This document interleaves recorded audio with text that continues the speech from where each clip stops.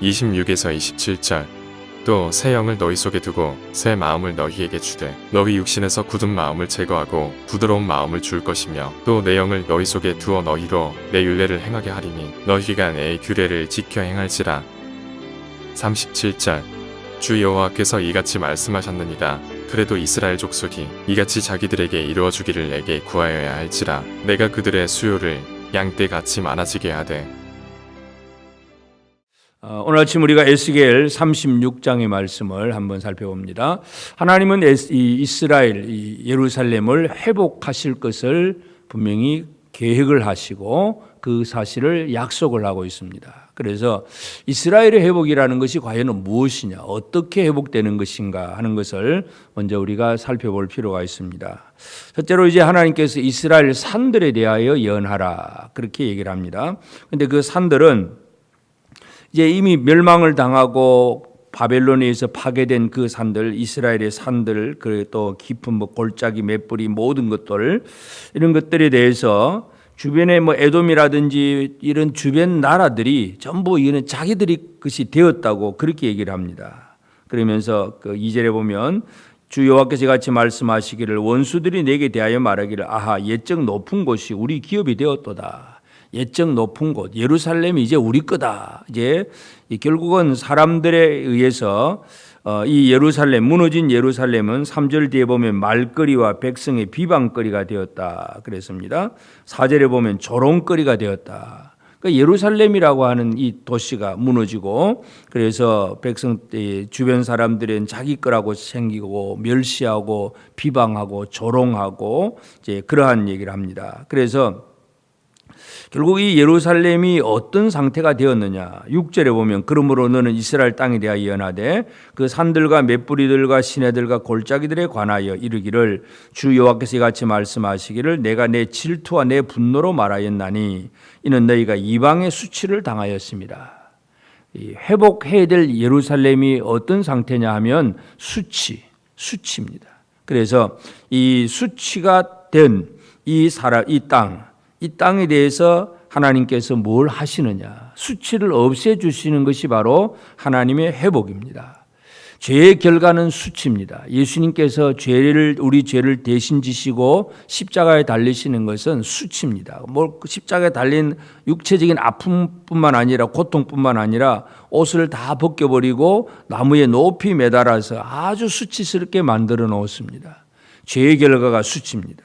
그러나 8절 그러나 내가 너희 이스라엘 산들아 너희는 가지를 내고 내 백성 이스라엘 위하여 열매를 맺으리니 그들이 올 때가 가까이 이르렀습니다. 그러나 이제는 가지를 내고 열매를 맺고 그러면서 11절 보면 내가 너희 위에 사랑과 짐승을 많게 하되 그들의 수가 많고 번성하게 할 것이다. 번성하게 한다. 너희 전 지위대로 사람이 거주하게 하여 너희를 처음보다 낫게 대우하리니 내가 여호와인 줄 너희가 알리라. 처음보다 낫게 하고 번성하게 한다. 첫 번째 하나님의 회복은 수치를 다 그냥 빼앗기고 황폐하게 됐기 때문에 이방의 수치거리가 되었지만 그러나 이제 풍성하게 하고 넉넉하게 하고 번성하게 한다는 것 이것을 하나님께서 분명히 약속을 합니다. 처음보다 낫게 하리라 하는 말씀입니다. 그래서 이제 이 예루살렘이 이와 같이 회복되는 것은 이 수치스러움이 영광스러움으로 바뀌는 것. 이것이 바로 예루살렘의 회복입니다. 두 번째 또 이 예루살렘의 상태는 17절 보면 인자야 이스라엘 족속이 그들의 고국 땅에 거주할 때 그들의 행위로 그 땅을 더럽혔나니 나 보기에 그 행위가 올경 중에 있는 여인의 부정함과 같았느니라. 두 번째 이 무너진 예루살렘은 더럽고 아주 부정한 바로 그런 상태로 얘기를 합니다. 그들이 땅 위에 피를 쏟았고 그래서 하나님은 분노를 그들에게 쏟아부었습니다. 그래서 이 부정하고 더러움이 회복 이전의 상태이기 때문에 회복이라고 하는 것은 결국은 더럽힘을 정결하게 만들어내는 것이 바로 하나님이 주시는 회복입니다. 그래서 20절에도 보면 그들이 이른바 그 여러 나라에서 내 거룩한 이름이 그들로 말미암아 더러워졌나니 그 사람들이 그들을 가르쳐 이르기를 이들은 여호와의 백성이라도 여호와의 땅에서 떠난 자라 하였습니다. 하나님이 영광스러워야 되는데 하나님이 욕을 먹습니다. 나 여호와의 이름을 망령 때 일컫지 말라. 이게 하나님의 계명인데 우리가 믿음으로 제대로 살지 못하면 하나님이 욕을 먹습니다. 이게 바로 이 회복하지 못한 회복 이전의 예루살렘의 모습입니다. 그래서 이 부정하고 더러워진 것, 이것이 바로 예루살렘이기 때문에 그러면 하나님께서 하시는 일은 바로 그들을 정결하게 하는 것입니다. 24절 내가 너희를 여러 나라 가운데 인도하여 내고 여러 민족 가운데서 모아 데리고 고국 땅에 들어가서 맑은 물을 너희에게 뿌려서 너희로 정결하게 하되 곧 너희 모든 더러운 곳에서와 모든 우상 숭배에서 너희를 정결하게 할 것이다. 그래서 더럽혔기 때문에 깨끗하게 정결하게 씻어 주시겠다고 하는 약속입니다. 고국 땅으로 데리고 가서 맑은 물로 깨끗하게. 그 다음에 27절에 보면 26절 새 영을 너희 속에 두고 새 마음을 너희에게 주되 너희 육신에서 굳은 마음을 제거하고 부드러운 마음을 준다. 새롭게 만들어주는 정결하게 하는 것. 27절 내 영을 너희 속에 두어 너희로 내 율례를 행하게 하리니 너희가 내 규례를 지켜 행할지라. 하나님의 회복은 이 부정하고 더러워진 백성들에게 하나님의 영 새 마음을 주어서 이 사람들을 이 거룩하고 정결하게 만들어 주시는 것, 이것이 바로 하나님의 회복입니다. 또 한 가지는 이제 이 33절에 보면 주 여호와께서 이같이 말씀하셨느니라 내가 너희를 모든 죄악에서 정결하게 하는 날에 성읍들에 사람이 거주하게 하며 황폐한 것이 건축되게 할 것인저. 이 황폐한 땅 34절 전에는 지나가던 자의 눈에 황폐하게 보이던 그 황폐한 땅이 장차 경작이 될지라. 이 황폐함, 모든 것이 무너지고 다 없어진 이 황폐함에 대해서 이제 이 황폐함에 대해서 35절 사람이 이르기를 이 땅이 황폐하더니 이제는 에덴 동산같이 되었고 황량하고 적막하고 무너진 성읍들의 성벽과 주민이 있다리니.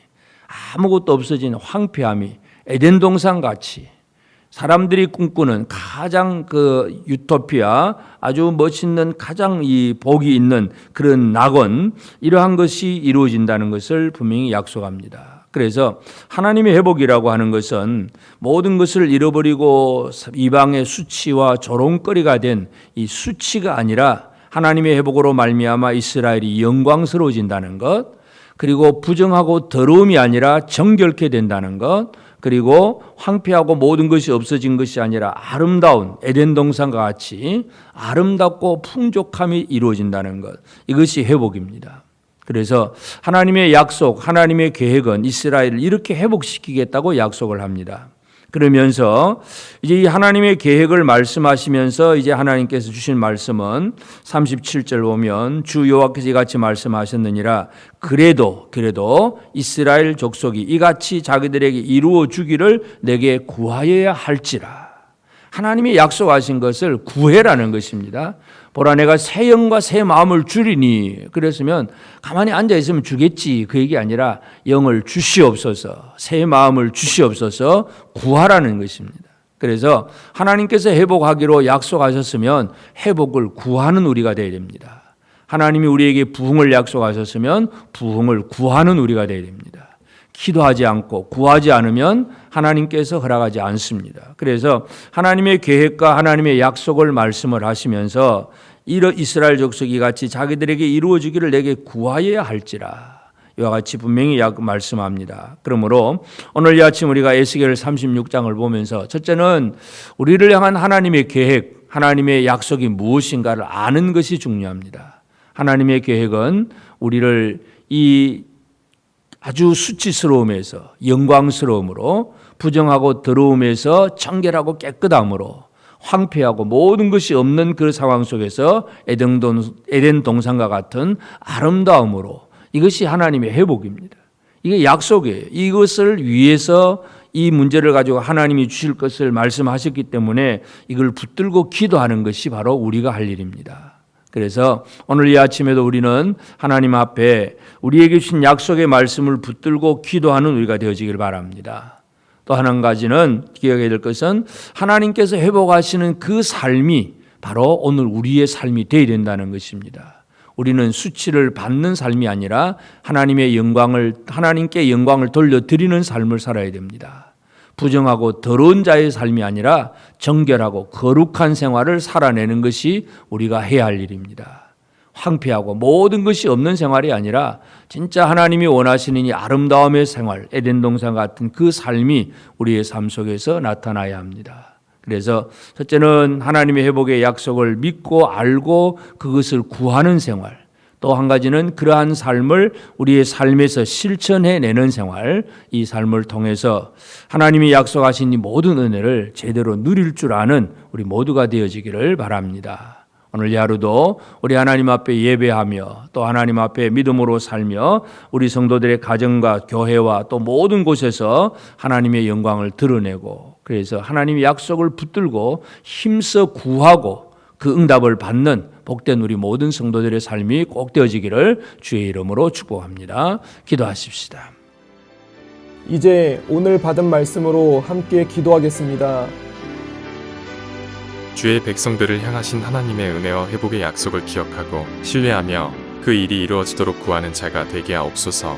우리를 수치해서 영광스럽게 하시며 부정함에서 정결한 자로 만드신 하나님의 뜻을 따라서 오늘도 하나님의 능력으로 일하며 거룩한 삶을 살아내는 자가 되게 하옵소서.